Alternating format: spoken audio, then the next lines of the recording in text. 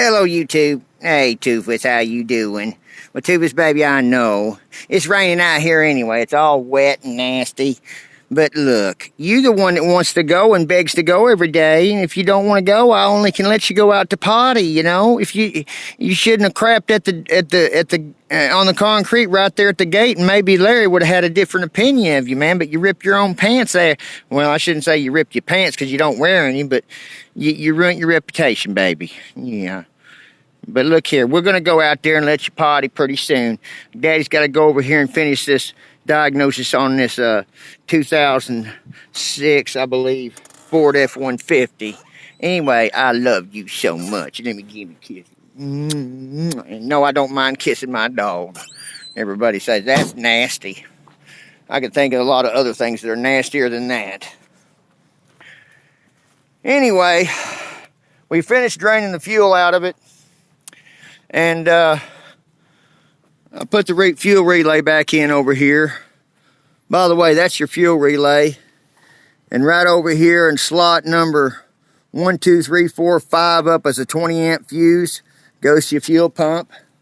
And everything's hooked up now. It wasn't starting very well. It wasn't starting at all, actually. But that wasn't a problem.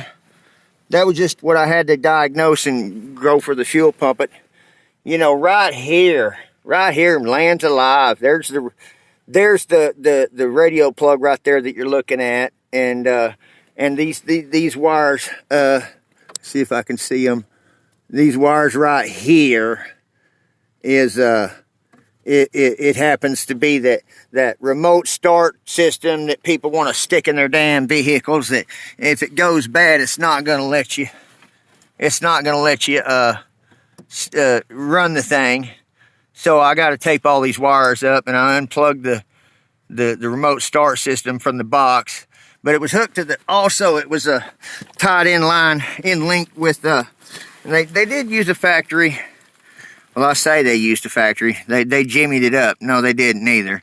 This is a regular aftermarket radio. And, you know, I looked at the clues, because that's all you can do is to find clues for why something ain't running. So somebody had this damn thing in this car, or this truck, rather, and it caused the anti-theft device.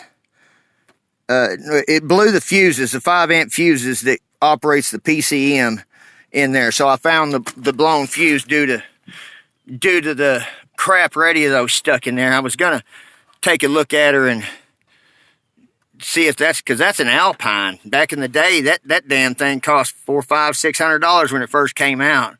And I don't know. I don't think I'm gonna try to plug anything. See, because it's up here too. Sometimes you think just maybe it's the cover or something, but when something's got corrosion and rust on it like that, you don't want to keep that crap plugged into your truck. Maybe he figured it out and unplugged it and figured if he just unplugged it, maybe it'd start working as well. But then I seen all this crap back here. And let me see if I can get the door open here. There we go. Yeah, this is one of those kind of trucks. My Lord, look at all the beans. Somebody spilled the beans. By the way, did y'all ever come across the let me know in the comments below, did y'all ever come across the coin phrase, are you out of your rabbit ass mind? I think one day I was moving into a house, and they were supposed to come cut the electricity on, and back in those days they had to show up at your house. They pulled the little plastic insulators off your metering device, and they pushed the meter back in there. It was just a way of them shutting off your electricity with leaving the meter in there without having to unhook the power from the pole. And my landlord, he says, well, the electricity ain't on yet. I know you had it went and turned on, but they hadn't made it there yet. I said, well, sir, I don't care about electricity.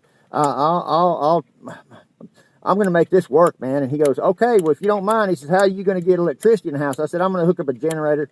Well, back in the day, you know, I used to be dishonest, and so I lied to the new landlord that I just got. He shows up at the house the next day and says, are you out of your rabbit ass mind? That electricity guy could come over here and find that you already jumped the meter, got it all torn out, but I didn't I didn't jump the meter out. I didn't do the thing to where the meter would turn and they find out that you turned it on by putting the little plastic tabs on there. I left the plastic tabs on and stuck 2 butter knives in the damn thing, because you know, where you pull your meter out, you got two buses that are in parallel with each other, and I shoved butter knives in there, and left them just like that, and covered it up, you know, to where no rain or nothing to get into it. I think it might have been some bad weather at that time, but he shows up and says, "What the hell is that?" I said, "Those are butter knives." He goes, "Are you out of your rabbit-ass mind?"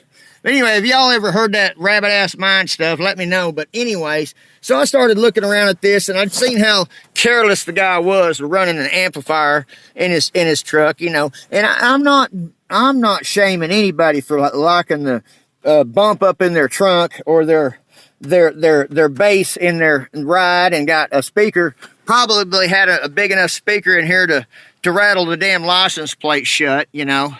I mean, rattle the license plate screws out and you lose your license plate going down the road. I've heard that a numerous amounts of time at the damn red lights. The people out there that like to sit there and beat it up so bad, and their box is untuned. They don't even know how to. They don't even know what good bass sounds like. They want to. And they think that's cool. The harder it hits, the more it rattles and the cooler it gets. No, not me. If I'm going to do that, I get online, put the speaker in the little calculator, the little program they give you online. You give them what size speaker, what kind of speaker, how many watts, and then they tell you what kind of enclosure to put around that speaker for a certain amount of deep bass. Well, you know, I didn't mind deep bass. Didn't prefer to have a 12-inch woofer. I don't like those. I don't like even 15-inch woofers. I like a 10-inch woofer, and you hook it up and you do it right, and you ported box is the number one thing. The ported boxes lets the speaker breathe, because if you don't port your box, it don't get a chance to breathe. It just sits there and pumps the same hot air back and forth, and it ends up burning up the speaker, and then you're wondering why. So anyway, and another thing you want to look for, I don't know, you know, I'm just sharing everything I come across. 1100 watts for a Boss. That's the cheapest crap they ever made. Back in the day, a Bose, no, it was B-O-S-E. This is the B-O-S-S. See, they want to try to trick people thinking Bose. No, it's Boss. Boss, bullshit Boss amp. And it says it's 1100 watts. It's not 1100 watts. It's a peak power, more than likely, and it ain't even close to that. It's junk, you know.